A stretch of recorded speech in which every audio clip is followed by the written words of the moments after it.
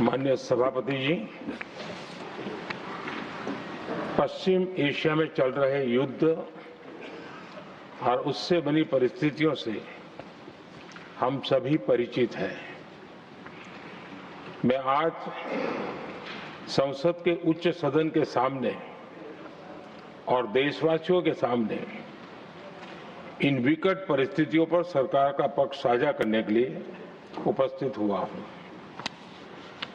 पश्चिम Asia में चल रहे इस युद्ध को 3 सप्ताह से अधिक का समय हो चुका है। इस युद्ध ने पूरे विश्व में गंभीर ऊर्जा संकट पैदा कर दिया है। भारत के लिए भी ये स्थिति चिंताजनक है। इस युद्ध से हमारे व्यापार के रास्ते प्रभावित हो रहे हैं। इससे पेट्रोल, डीजल, गैस और फर्टिलाइजर जैसे जरूरी सामान की रूटीन सप्लाई प्रभावित हो रही है। गल्फ देशों में करीब 1 करोड़ भारतीय रहते हैं, वहां काम करते हैं। उनके जीवन और आजीविका की सुरक्षा भी भारत के लिए बहुत बड़ी चिंता है। हॉर्मुज़ स्ट्रेट में दुनिया के अनेक जहाज फंसे हैं। उनमें बहुत बड़ी संख्या में भारतीय क्रू मेंबर्स हैं। ये भी भारत के लिए एक बड़ी चिंता का विषय है। ऐसी विकट परिस्थिति में आवश्यक है कि भारत की संसद के इस उच्च सदन से शांति और संवाद की एकजुट आवाज पूरे विश्व में जाए।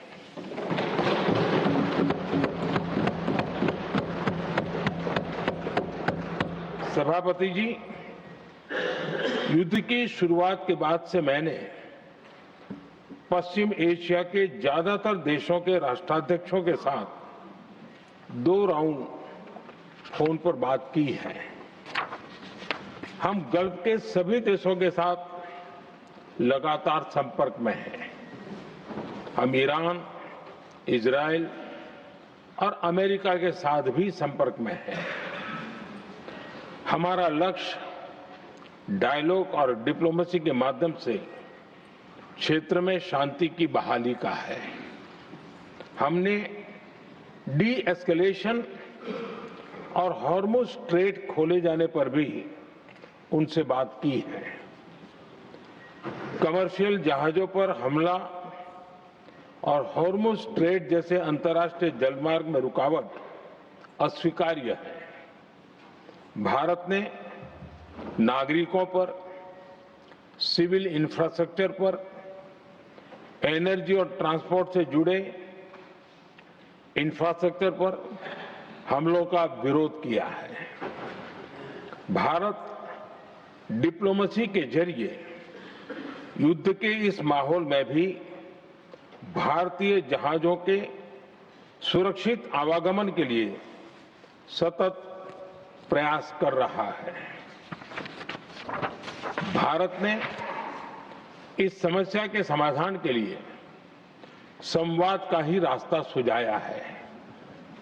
इस युद्ध में किसी के भी जीवन पर संकट मानवता के हित में नहीं है।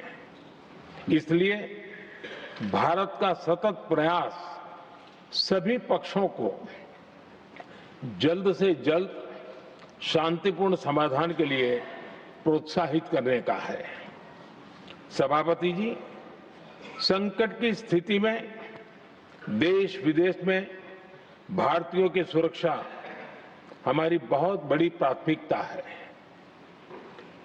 युद्ध शुरू होने के बाद से लेकर अब तक 3,75,000 से अधिक भारतीय सुरक्षित भारत लौट चुके हैं।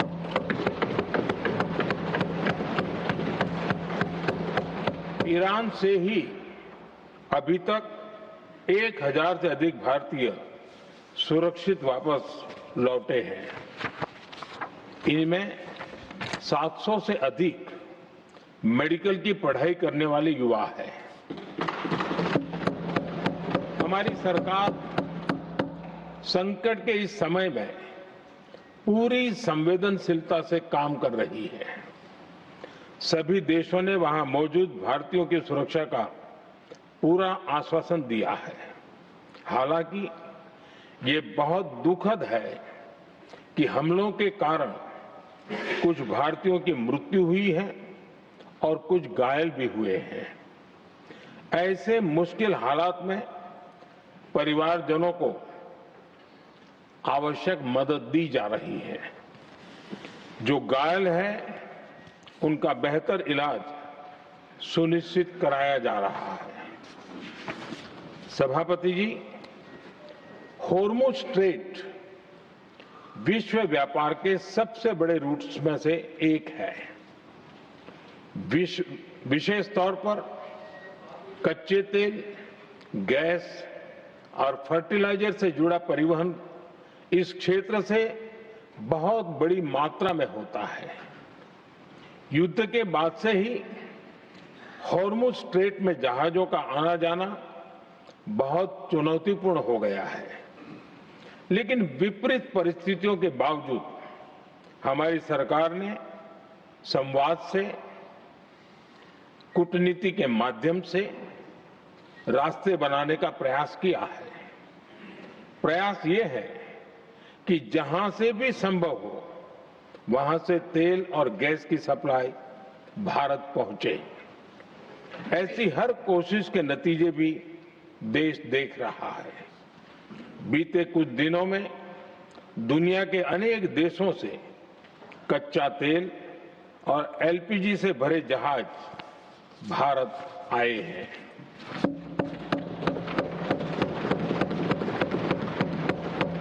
इस दिशा में हमारे प्रयास आने वाले दिनों में भी जारी रहेंगे।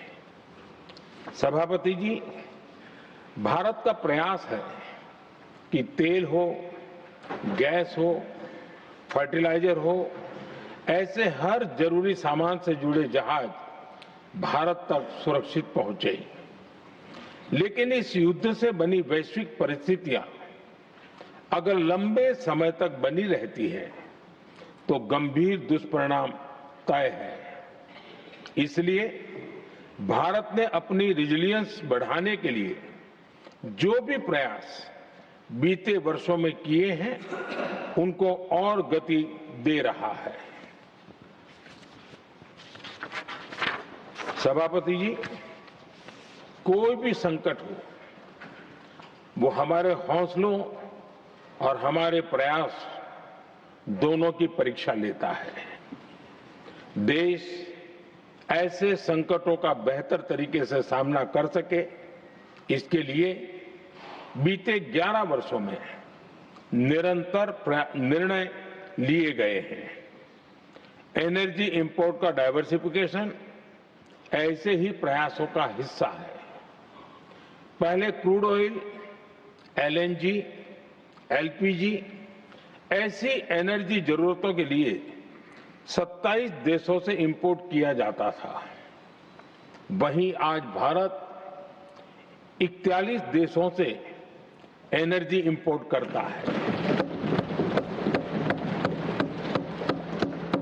बीते दशक में भारत ने संकट के ऐसे ही समय के लिए कच्चे तेल के भंडारण को भी प्राथमिकता दी है। हमारी तेल कंपनियां संकट के समय के लिए काफी मात्रा में पेट्रोल और डीजल का भंडार रखती हैं। बीते 11 वर्षों में 53 लाख मीट्रिक टन से अधिक का स्ट्रेटेजिक पेट्रोलियम रिजर्व भी डेवलप किया गया है और 65 लाख मीट्रिक टन से अधिक के रिजर्व की व्यवस्था पर देश काम कर रहा है। साथ ही बीते दशक में भारत की रिफाइनिंग कैपेसिटी भी अच्छी खासी बढ़ाई गई है। मैं आपके माध्यम से सदन को और देश को ये आश्वासन देना चाहता हूं कि भारत के पास क्रूड ऑयल के पर्याप्त स्टोरेज के और निरंतर सप्लाई की व्यवस्थाएं हैं। सभापति जी, हमारी सरकार की कोशिश है कि ईंधन के किसी एक ही स्रोत पर ज्यादा निर्भरता न रहे। सरकार घरेलू गैस सप्लाई में एलपीजी के अलावा पीएनजी पर भी बल दे रही है। बीते दशक में देश में पीएनजी कनेक्शन पर अभूतपूर्व काम हुआ है। बीते दिनों में इस काम को और तेज किया गया है। साथ ही एलपीजी के घरेलू उत्पादन को भी बड़े पैमाने पर बढ़ाने का प्रयास किया जा रहा है। सभापति जी, बीते वर्षों में सरकार का निरंतर प्रयास रहा है कि हर सेक्टर में दूसरे देशों पर निर्भरता कम से कम हो। हम ज्यादा से ज्यादा आत्मनिर्भर हो, यही एकमात्र विकल्प है। जैसे भारत का 90% से अधिक ट्रेड विदेशी जहाजों पर होता है। ये स्थिति किसी भी वैश्विक संकट में भारत की स्थिति को और भी गंभीर बना देती है। इसलिए सरकार ने मेड इन इंडिया जहाज बनाने के लिए करीब 70,000 करोड़ रुपए का अभियान शुरू किया। भारत आज ship building, ship breaking, maintenance and overhauling ऐसी हर सुविधा के निर्माण पर तेज गति से काम कर रहा है। भारत अपने डिफेंस सेक्टर को भी अधिक रेजिलिएंट बना रहा है। बीते दशक में किए गए प्रयासों से भारत आज अपनी जरूरत के अधिकांश हथियार भारत में ही बना रहा है। एक समय था जब भारत अपने जीवन रक्षक दवाओं के कच्चे माल यानी एपीआई के लिए भी दूसरे देशों पर बहुत अधिक निर्भर था। बीते वर्षों में देश ने भारत में ही एपीआई इकोसिस्टम बनाने के लिए अनेक प्रयास किए हैं। इसी प्रकार रेयर अर्थ मिनरल्स में विदेशी निर्भरता को कम करने के लिए भी बड़े कदम उठाए जा रहे हैं।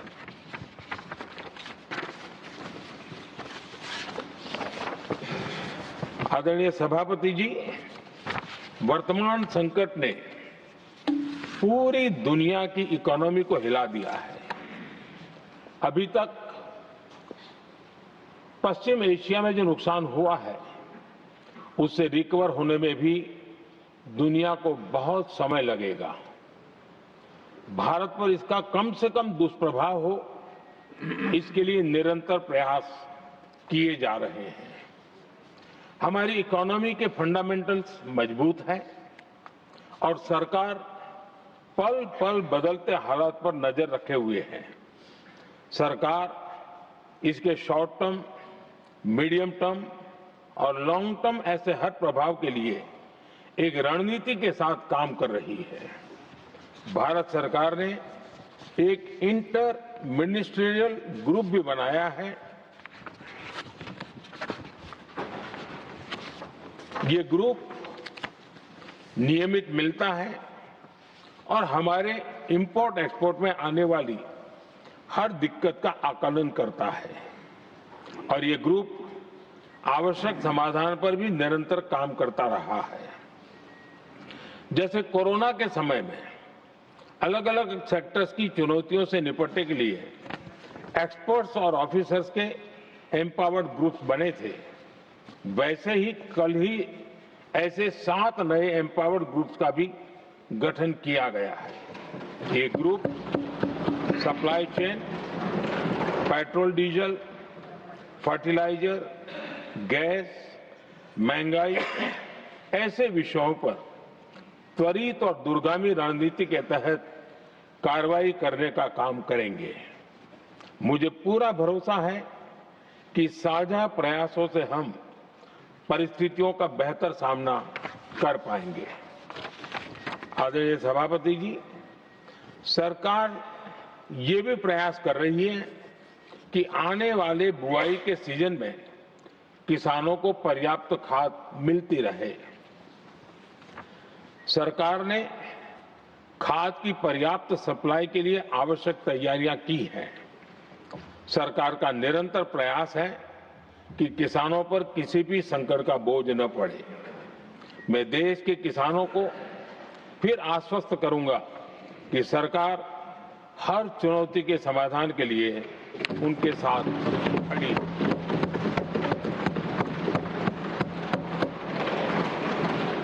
आदरणीय सभापति जी, ये राज्यों का सदन है। आने वाले समय में ये संकट हमारे देश की बड़ी परीक्षा लेने वाला है और इस परीक्षा में सफलता के लिए राज्यों का सहयोग बहुत आवश्यक है। इसलिए इस सदन के माध्यम से मैं देश के सभी राज्यों की सरकारों से भी कुछ आग्रह करना चाहता हूं। संकट के समय गरीबों पर, श्रमिकों पर, प्रवासी साथियों पर बहुत बुरा असर पड़ता है।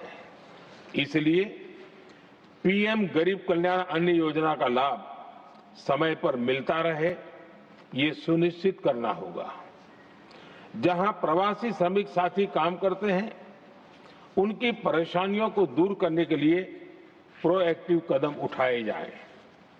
ऐसी स्थितियों पर नजर रखने के लिए राज्य सरकारें विशेष व्यवस्थाएं करें तो इससे काफी सुविधा होगी। राज्य सरकारों को एक और चुनौती पर भी बहुत अधिक ध्यान देना होगा। ऐसे समय में कालाबाजारी करने वाले, जमाखोरी करने वाले बहुत एक्टिव हो जाते हैं। जहां से भी ऐसी शिकायतें आती हैं, वहां त्वरित कार्रवाई होनी चाहिए। जरूरी चीजों की सप्लाई निर्बाध चलती रहे, ये सुनिश्चित करना हर राज्य की प्राथमिकता होनी चाहिए। आदरणीय सभापति जी, मैं सभी राज्य सरकारों से एक अनुरोध और करना चाहता हूं। संकट चाहे कितना भी बड़ा हो, भारत की तेज ग्रोथ बनाए रखना हम सभी का दायित्व है। हमें इसके लिए हर जरूरी कदम, हर जरूरी रिफॉर्म्स तेजी से करते रहने होंगे। ये राज्य सरकारों के पास बहुत बड़ा अवसर भी है। ये टीम इंडिया की भी बहुत बड़ी परीक्षा है। कोरोना के महासंकट में केंद्र और राज्यों ने टीम इंडिया बनकर कोविड मैनेजमेंट का एक बेहतरीन मॉडल सामने रखा था। अलग अलग पॉलिटिकल पार्टी की सरकारें होने के बावजूद टेस्टिंग, वैक्सीनेशन से लेकर जरूरी चीजों की आपूर्ति टीम इंडिया के प्रयासों से ही सुनिश्चित हो पाई थी। हमें उसी भावना के साथ आगे भी काम करना है। सभी राज्य सरकारों और केंद्र सरकार के प्रयासों से देश इस गंभीर वैश्विक संकट का प्रभावी रूप से सामना कर पाएगा। आदरणीय सभापति जी, ये संकट अलग प्रकार का है और इसके समाधान भी अलग प्रकार से ही तय किए जा रहे हैं।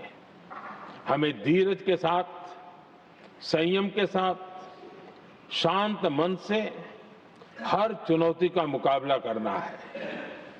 आदरणीय सभापति जी, जैसा कि हम देख रहे हैं कि इस युद्ध को लेकर पल पल में हालात बदल रहे हैं, इसलिए मैं देशवासियों से भी कहूंगा कि हमें हर चुनौती के लिए तैयार रहना ही होगा। इस युद्ध के दुष्प्रभाव लंबे समय तक रहने की प्रबल आशंका है, लेकिन मैं देशवासियों को भरोसा देता हूं सरकार सतर्क है, तत्पर है और पूरी गंभीरता से रणनीति बना रही है, हर निर्णय ले रही है।